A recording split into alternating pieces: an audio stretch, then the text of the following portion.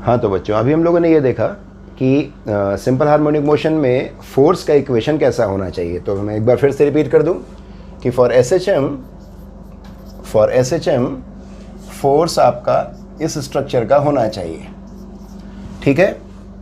यानी force x के साथ लीनियरली चेंज होना चाहिए उसको, है ना। यहाँ पर एक कांस्टेंट टर्म होना चाहिए। इस के का यूज़ कर सकते हो आप टाइम पीरियड निकालने में। तो जब फोर्स का इक्वेशन अगर आपके पास है तो टाइम पीरियड कैसे निकाल सकते हो, t इक्वल्स टू 2π√ऑफ मास उस बॉडी का जो ऑसिलेट कर रहा है m, और जो यहाँ पर नंबर आपको मिलता है वो चुपचाप जाकर यहाँ रख दो तो टाइम पीरियड आ जाएगा। फिर आपको याद है reciprocal of time period is frequency, angular frequency चाहिए तो ओमेगा इज 2π/t कर लेंगे, 2πf कर लेंगे, है ना। तो ये याद आ गया होगा आपको सबको कि बस ये एक स्ट्रक्चर ये होना चाहिए और यहाँ से आप टाइम पीरियड निकाल सकते हो। हाँ, अब यहाँ पर एक बात और कर लें कि अगर f is equal to minus of से, मैं एक एग्जांपल पहले इसी का ले लूँ, माइनस ऑफ से 9x है, 9x है, पार्टिकल का मास जो है वो 4 किलोग्राम है और ये सब ऐसा ही सिस्टम में है, यानी ये न्यूटन में है, ये मीटर में है, कहीं यूनिट का कोई झगड़ा नहीं है। आपसे कोई पूछता है ये इक्वेशन आपको क्या दे रहा है, पार्टिकल क्या कर रहा है, अगर उस पार्टिकल पे लगने वाला फोर्स ऐसा है तो सीधे बोलना है सिंपल हार्मोनिक मोशन कर रहा है ये पार्टिकल, ठीक है, क्योंकि स्ट्रक्चर के साथ टैली कर रहा है ये। टाइम पीरियड निकालने जाओगे तो क्या करोगे, टाइम पीरियड निकालने के लिए 2π√ऑफ मास कितना दिया 4, ये x के बगल में क्या लिखा हुआ है 9, सो अल्टीमेटली इसका रूट 2/3 हो जाएगा, 4π/3 सेकेंड। ये आपका टाइम पीरियड आ गया। फ्रीक्वेंसी चाहिए, इसका उल्टा कर देंगे 3/4π हर्ट्ज। ओके, आगे बढ़ जाएंगे। अगर ऐसा है f इज इक्वल टू से माइनस ऑफ 16x+2, ठीक है, मास आपको दे दिया 4 kg, ठीक है। तो मेरे ख्याल से बन जाएगा ये क्वेश्चन सबसे। कैसे, SHM है कि नहीं बोलो ये पहले। हाँ है, क्योंकि f is equal minus sign है, सबसे पहले देख लो है कि नहीं। हाँ है, एक कांस्टेंट टर्म है और बगल में ये x है और ये x का मतलब सिर्फ ये है कि शिफ्टेड है, mean position origin of coordinate system पर नहीं है, ठीक है। कहाँ है वो भी बता सकते हो आप। तो क्या क्या निकाल लोगे इसमें से, SHM है ये, टाइम पीरियड निकाल लोगे, t इज इक्वल टू 2π√ऑफ 4/16, ठीक है। आगे बढ़ा लोगे, टाइम पीरियड आ जाएगा। फिर उसी तरीके से इसकी मीन पोजीशन निकालनी है तो क्या करेंगे, x+2 is equal to 0, that is x is equal to -2 पर मीन पोजीशन है।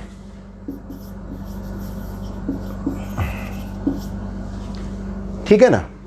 तो इतना हम लोग सीख चुके हैं। अब अगर यहाँ से मैं थोड़ा सा ये चेंज करूँ कि ये बताओ अगर f is equal to 16x है, f is equal to 16x है, और फिर उसने पूछा, क्वेश्चन में पूछा गया आपसे कि ये पार्टिकल कौन सा मोशन कर रहा है, describe the nature of motion executed by the particle. क्या करोगे आप, बोलो। तो सबसे पहले आपको माइनस साइन दिख रहा है क्या यहाँ पर, नहीं, है ना। तो जैसे माइनस साइन अगर नहीं दिख रहा है इसका मतलब है कि ये ऑसिलेशन तो है ही नहीं। सिंपल हार्मोनिक मोशन तो छोड़ो, ऑसिलेशन ही नहीं है, क्योंकि ऑसिलेशन के लिए ज़रूरी ये होता है, यहाँ जब माइनस साइन लिखा होता है तो उसका मतलब होता है कि अगर x पॉजिटिव होगा तो फोर्स नेगेटिव होगा, है ना। तो अगर f is equal to -16x है, ये माइनस साइन का रोल ये होता है कि अगर पार्टिकल राइट हैंड साइड पर है, यानी उसका x पॉजिटिव है, तो उस पर लगने वाला जो फोर्स है वो नेगेटिव है। इसका मतलब है कि वो नेगेटिव एक्स एक्सिस के अलॉन्ग काम कर रहा है, ठीक है। ये चाहिए पार्टिकल को ऑसिलेट करने के लिए। जब पार्टिकल इधर होगा तो उसका x नेगेटिव होगा, x कैसा होगा, नेगेटिव, तो उस पर फोर्स इधर की ओर होना चाहिए, ठीक है, जिससे कि पार्टिकल जब इधर आए तो फिर उधर लौटने की कोशिश करे। रिस्टोरिंग फोर्स का नाम ही है, इसलिए उसका मतलब ही होता है कि वो रिस्टोर कराने की कोशिश करता है, पार्टिकल को हमेशा मीन पोजीशन में लाने की कोशिश करता है। राइट साइड रहेगा पार्टिकल मीन पोजीशन के तो फोर्स लेफ्ट साइड काम करेगा, लेफ्ट साइड रहेगा पार्टिकल तो फोर्स उस पर राइट साइड काम करेगा, क्योंकि उसको रिस्टोर कराने की जिम्मेदारी है उसके ऊपर। तो माइनस साइन का रोल ये होता है। अगर माइनस साइन नहीं है तो इसका मतलब है कि x पॉजिटिव होगा, x यानी पार्टिकल आपका मीन पोजीशन के राइट हैंड साइड होगा तो फोर्स की डायरेक्शन भी वही होगी, ठीक है। और अगर x नेगेटिव है, ओरिजिन के लेफ्ट हैंड साइड पर है, तो फोर्स भी नेगेटिव होगा। अगर ये नेगेटिव है तो यहाँ से फोर्स भी नेगेटिव आएगा, ठीक है, तो ये वन डायमेंशनल मोशन का केस होगा, ये ऑसिलेशन का केस होगा ही नहीं, ठीक है। तो ये इक्वेशन अगर है तो it is the case of one dimensional motion, particle एक ही डायरेक्शन में जा रहा है, उसके लौटने का कोई चांस नहीं है बनता, ठीक है। तो अगर ऐसा इक्वेशन है it is one dimensional motion. अगर f is equal to minus of 4x cube, यहाँ पर x की पावर 3 है, हमें चाहिए था x अकेला, अगर ये होता तो सिंपल हार्मोनिक मोशन, अगर ये है तो क्या होगा, तो ये होगा, अब देखो x की पावर ऑड नंबर है, अगर x की जगह पर आप नेगेटिव रखोगे, है ना, तो नेगेटिव का जो ऑड पावर होता है वो नेगेटिव होता है, लेकिन अगर x की जगह पर पॉजिटिव रखोगे तो पॉजिटिव का ऑड पावर पॉजिटिव आएगा। तो जब x की जगह पर नेगेटिव रखोगे तो नेगेटिव का क्यूब नेगेटिव, वो नेगेटिव और ये नेगेटिव मिलकर पॉजिटिव हो जाएगा, तो फोर्स आपका पॉजिटिव हो गया। इसका मतलब है कि x नेगेटिव तो फोर्स आपका पॉजिटिव हो गया, और अगर x पॉजिटिव रखा आपने, पॉजिटिव साइड में का डिस्प्लेसमेंट हुआ, तो पॉजिटिव रखोगे, पॉजिटिव का जो क्यूब होगा वो पॉजिटिव ही रहेगा, और पॉजिटिव रहने के कारण यहाँ पर क्या आ जाएगा, माइनस साइन। इसका मतलब क्या हो जाएगा, फोर्स कैसा हो जाएगा, नेगेटिव, यानी x अगर नेगेटिव है तो फोर्स पॉजिटिव आ रहा है, फोर्स x अगर पॉजिटिव है तो फोर्स नेगेटिव आ रहा है। इसका मतलब ये हुआ कि यहाँ डायरेक्शन का रिवर्सल हो रहा है, यानी ऑसिलेशन है, क्योंकि राइट साइड जाता है पार्टिकल, फोर्स उस पर लेफ्ट साइड काम करता है, लेफ्ट साइड है पार्टिकल, फोर्स उस पर राइट साइड काम करता है, ऑसिलेशन कन्फर्म है, ठीक है। लेकिन ये SHM नहीं है, तो ऐसी इक्वेशन को हम क्या बोलेंगे, ऑप्शन में कौन सा चूज करेंगे, it is oscillatory motion but not SHM, simple harmonic motion नहीं है लेकिन ऑसिलेटरी मोशन है। Is that clear? अगर हम इसमें एक चेंज करें, f is equal to 4x की पावर 6, ये दे दिया हमने, 4x की पावर 6, पॉजिटिव साइन है, सवाल ही नहीं उठता, इसमें रिवर्सल का कोई चांस ही नहीं बनता, ठीक है। इसको सीधे बोल देंगे हम क्या, इट इज़ नाइदर ऑसिलेटरी ही नहीं है तो SHM कहाँ से होगा, ठीक है। It is one dimensional motion, okay. अगर यहाँ पर माइनस साइन लगा हुआ है तो क्या करेंगे, अब देखो फिर से एक बार चेक करेंगे वेदर ऑसिलेशन इज कन्फर्म्ड और नॉट। x अगर हमने पॉजिटिव रखा तो पॉजिटिव की इवन पावर है, इवन पावर क्या दे देगी, पॉजिटिव, और वहाँ से पॉजिटिव जो आएगा, पॉजिटिव और नेगेटिव इंटू होकर नेगेटिव बन जाएगा, तो फोर्स विल बी नेगेटिव। और अगर x नेगेटिव है, x को नेगेटिव रखते हो तो नेगेटिव की इवन पावर फिर से पॉजिटिव दे देगी, और वो positive into negative, force negative हो जाएगा। इसका मतलब ये है कि सामने का माइनस साइन सिर्फ एक केस में, इस केस में आपको ऑसिलेटरी मोशन नहीं दे पाता जब x की पावर जो है वो इवन है। Is that clear? तो ये वाला मोशन भी कैसा हो जाएगा, x अगर पॉजिटिव है तो भी फोर्स नेगेटिव है, और अगर x नेगेटिव है तो भी फोर्स नेगेटिव है, यानी force is continuously acting in the same direction. Force चाहे पार्टिकल इधर रहे या इधर रहे, फोर्स लगातार एक ही डायरेक्शन में लगा हुआ काम कर रहा है, इसलिए ये ऑसिलेटरी मोशन नहीं है ना। ये कैसा हो जाएगा, ये वन डायमेंशनल मोशन हो जाएगा। तो एक समराइज वे में अगर हम बात करें तो हम ये कह सकते हैं कि अगर f is equal to -4x SHM, f is equal to +6x, बोलो क्या होगा इसका आंसर, जल्दी बोलो, +6x है क्या होगा इसका answer,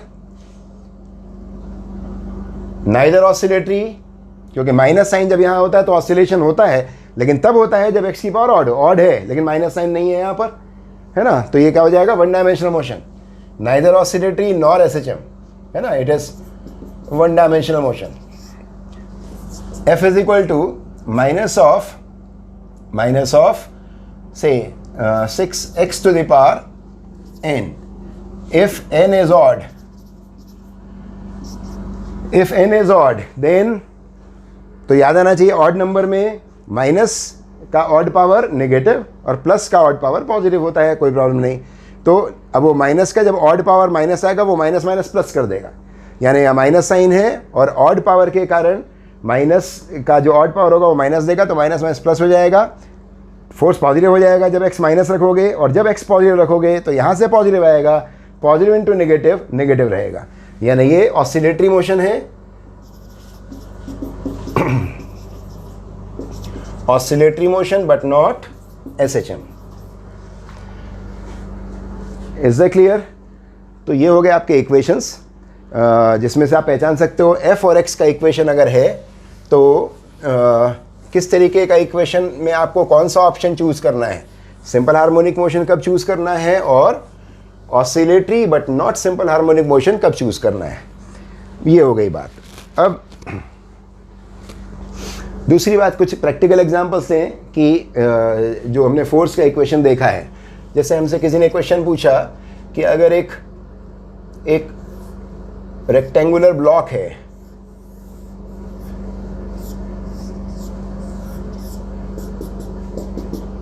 it floats in a liquid, एक रेक्टेंगुलर ब्लॉक है, it floats in a liquid of density dl, इस सॉलिड की डेंसिटी मैं ds ले लेता हूं। A rectangular solid block floats in a liquid in equilibrium in such a way so that it's side c remains vertical. ये इसकी dimensions दे दी मैंने आपको, a/b/c, length breadth thick height, और उसमें आपसे क्वेश्चन में बोला गया है कि ये सॉलिड ब्लॉक इस तरीके से फ्लोट करता है कि इसकी जो साइड c है दैट ऑलवेज रिमेन्स वर्टिकल। ठीक है, अब आपसे बोला गया कि if this block is slightly pushed down, इसको थोड़ा सा नीचे पुश करके छोड़ दें, if the block is slightly pushed down and released, it executes oscillations, है ना, ऑसिलेट करने लगता है ये block. Find the time period, आपको टाइम पीरियड निकालना है। ठीक है, चलिए तो शुरू हो जाते हैं हम कहाँ से अपना इमेजिनेशन शुरू करें। क्वेश्चन समझ में आ गया, सुन लिया सबने, पॉज करके सुन लिया करना बेटा। इसमें a solid rectangular block of dimensions a, b, c, density ds floats in a liquid of density dl in such a way so that side c always remains vertical. Now if it is slightly pushed down and released, then it executes oscillations. Find the time period. ठीक है, चलिए शुरू करते हैं। तो जब आपने इस ब्लॉक को पुश किया होगा तो ये से इतना नीचे आया, ये let this displacement given by you is y, मान लीजिए ये डिस्प्लेसमेंट y है, आपने इसको इतना नीचे पुश किया, तो जब आपने इसको नीचे इतना पुश किया तो यहाँ से ये नीचे आ गया और ये हिस्सा, ये वाला हिस्सा यहाँ पर आ गया, और पकड़े रहना इसको। अभी इमेजिन करना अच्छे से कि इसे पुश किए हुए आप। ना इमेजिन द फोर्स, कौन सा फोर्स ऐसा है जो आपके हटने के बाद, आप जैसे अभी आपने इसको पुश किया हुआ है, आपका हाथ भी अभी यहाँ लगा हुआ है ब्लॉक के ऊपर, जब आप अपना हाथ हटाओगे तो कौन सा फोर्स ऐसा है जो इस ब्लॉक को ऊपर पुश कर देगा। फाइंड आउट दैट फोर्स, क्योंकि वही है जो रेस्टोरिंग फोर्स का काम करने जा रहा है यहाँ पर। तो साफ समझ में आता है कि जब हमने यहाँ पर इसको पुश किया तो हमने इतना जो लिक्विड था वो हमने और डिस्प्लेस किया। पहले से जो लिक्विड डिस्प्लेस किया हुआ है इस बॉडी ने वो तो बैलेंस है, वो प्रिंसिपल ऑफ फ्लोटेशन से, आर्किमिडीज लॉ से mg इज इक्वल टू ये डिस्प्लेस लिक्विड का जो वेट है वो बैलेंस था, पहले से इक्विलिब्रियम में था। वो आपकी इसको पुश करने के कारण इतना लिक्विड और डिस्प्लेस किया आपने, है ना। तो ये जो ये डिस्प्लेस लिक्विड एडिशनल है, इसके कारण जो बाय एंड फोर्स आएगा वो इसको ऊपर पुश कर देगा। ठीक है, तो आपको बाय एंड फोर्स क्या होता है, वेट ऑफ लिक्विड डिस्प्लेस। तो आप इस लिक्विड का वेट पता करें और बोलें कि ये है वो फोर्स जो इसको पुश करने जाएगा, यानी ये इसको ऊपर की ओर थ्रो करने जाएगा आपके हटने के बाद। यही है रेस्टोरिंग फोर्स। तो this F restoring is actually by and force. तो आप एफ रेस्टोरिंग को पता करने चलते हैं। तो एफ रेस्टोरिंग यहाँ पर क्या काम कर रहा है, पहली बार डायरेक्शन देखिए, ये अपवर्ड काम कर रहा है, जबकि आपका जो डिस्प्लेसमेंट है आपने कैसा दिया था इसको, डाउनवर्ड। तो डायरेक्शन इसकी अपोजिट है, क्योंकि ये पॉजिटिव लोगे आप डाउनवर्ड डायरेक्शन को, तो ये अपवर्ड वाली डायरेक्शन नेगेटिव कहलाएगी। नेगेटिव है ये फोर्स डायरेक्शन वाइज। फिर इस लिक्विड का वेट है ना, क्योंकि यही एडिशनली आपने डिस्प्लेस किया हुआ है। तो density of liquid into its volume, volume कितना हुआ, a by B, a into B into Y, that is a b y, density into volume, mass हो गया इंटू g। सही है। तो रेस्टोरिंग फोर्स कितना काम किया, डेंसिटी इंटू वॉल्यूम इंटू जी। कौन सा वॉल्यूम, जो आपने एडिशनली अभी डिस्प्लेस किया। Is that clear. नाउ सीधा सीधा एक स्ट्रेट लाइन का काम होता है क्या, कि आप सिर्फ ये देखो y है आपके पास, हाँ आ गया है, यानी force is proportional to negative of y, force is proportional to, force के सामने नेगेटिव ऑफ y दिख गया, समझ, यहाँ से कंफर्म करो, SHM है ये, SHM कंफर्म्ड। और जैसे SHM कंफर्म करो फिर आपको टाइम पीरियड निकालने में देरी नहीं करनी। 2 pi root of m by y के बगल में जितना भी ये सामान था सब उठा के यहाँ ला के रख दो। dl abg,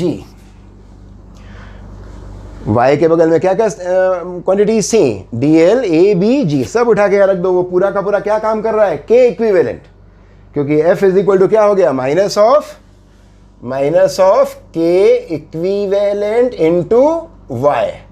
y दिख गया, y के बगल में जो कुछ भी है वो सब k इक्विवेलेंट है और टाइम पीरियड के फॉर्मूले में जाएगा वो 2 pi root of m by k से।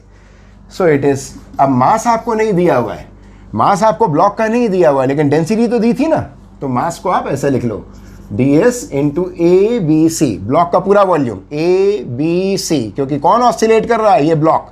तो यहां पर हमें वॉल्यूम किसका चाहिए, ब्लॉक का पूरा, उसका मास चाहिए, अपॉन dl ए बी जी।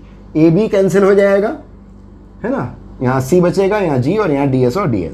तो ये हो गया 2 pi root of c into density of solid upon g into density of liquid. ये आपका टाइम पीरियड का फॉर्मूला हो गया। Okay,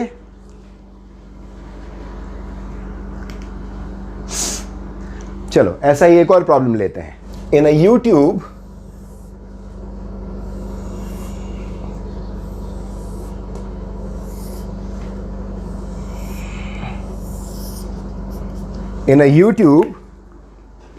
a liquid is filled up to height h,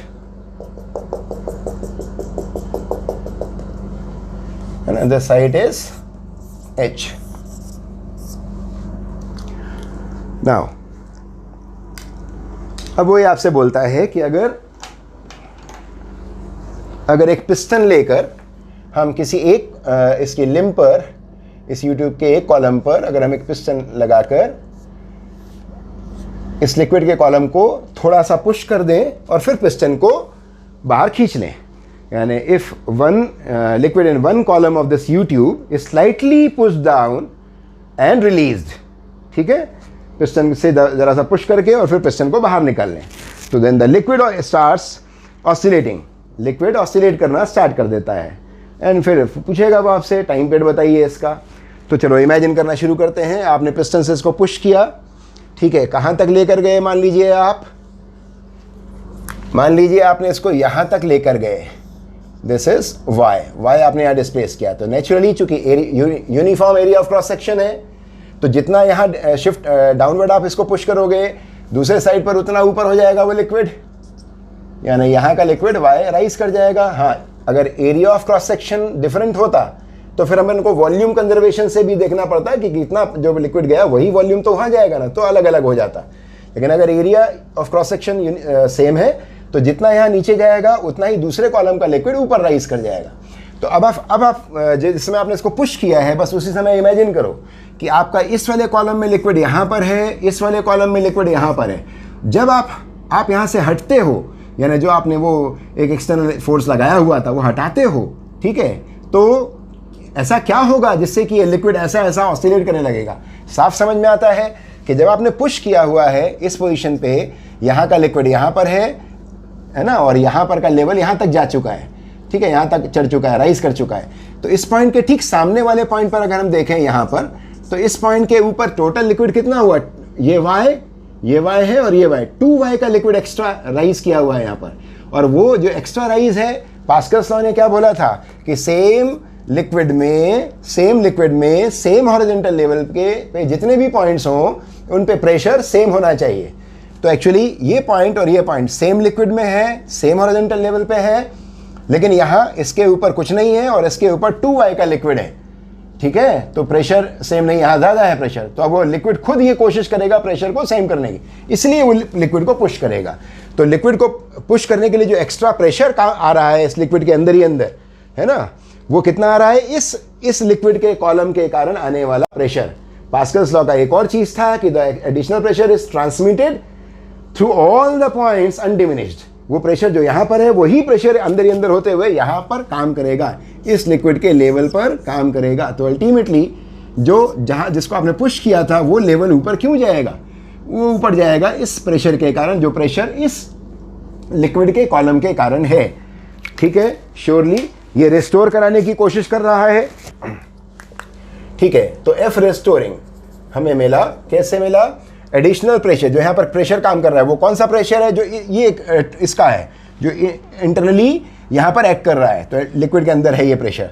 तो प्रेशर कितना हुआ है? रो जी एच, प्रेशर का formula rho ji H, let the density is D L, तो डेंसिटी डी एल, डेंसिटी हो गया रो जी एच यानी रो यानी डेंसिटी, तो यहाँ पर हमने डी एल लिया हुआ है, rho g two y, rho जी एच प्रेशर हो गया into area of cross section, क्योंकि फोर्स निकालना है आपको, तो area of cross section let it be A, तो pressure into area of cross section. जैसे ही y एक्सपोज हुआ सामने, तो आपको तुरंत यहाँ माइनस साइन लगा देना है। क्यों? क्योंकि आपका y कैसा था आपने यहाँ पर जो दिया हुआ है वो डाउनवर्ड है, और प्रेशर कैसा आया है इस पॉइंट पर? अपवर्ड, तो फोर्स जो काम करेगा रिस्टोरिंग वो अपवर्ड होगा। तो जैसे ही y सामने दिखे, तो वेक्टरली अगर हमें काम करना है तो ये माइनस साइन लगा देंगे। एक लाइन का काम था, y दिख गया आपको, माइनस साइन आपको दिख गया, यानी force is proportional to negative of y, SHM confirmed, SHM confirmed. K equivalent बताइए कितना है यहाँ पर? तो y को छोड़कर बाकी जो कुछ भी बचा हुआ है वो क्या है? K इक्विवेलेंट, तो 2dlGA, 2dlGA ये आपका K इक्विवेलेंट का काम करेगा। Time period T equals to 2 pi root of m by K। देखो मास दिया है क्या आपको? नहीं दिया, तो 2 पाई रूट ऑफ m, मास किसका? लिक्विड का। कौन ऑसिलेट कर रहा है? लिक्विड का, लिक्विड ऑसिलेट कर रहा है। तो लिक्विड का मास हम पहले वाले फिगर से भी निकाल सकते हैं, जब हमने ये ब्लू कलर से लिक्विड दिखाया गया हुआ था उस समय से निकाल लो, क्योंकि लिक्विड तो उतना ही है, लिक्विड में कोई कमी या ज़्यादा तो हुआ नहीं है। तो आप पुराने वाले डायग्राम से ही लिक्विड का मास निकाल लो। कैसे? Density into volume. कितना वॉल्यूम था लिक्विड का आपके पास? Area of cross section into h इधर, और area of cross section into h इधर, दिस इज नेग्लिजिबल। तो 2 area of cross section into h, density into volume, ठीक है, टोटल लिक्विड का mass upon K equivalent. K equivalent is 2dlGA, that is 2 pi under root of dl cancelled, A cancelled, 2 cancelled, 2 pi root of h by g. This is time period.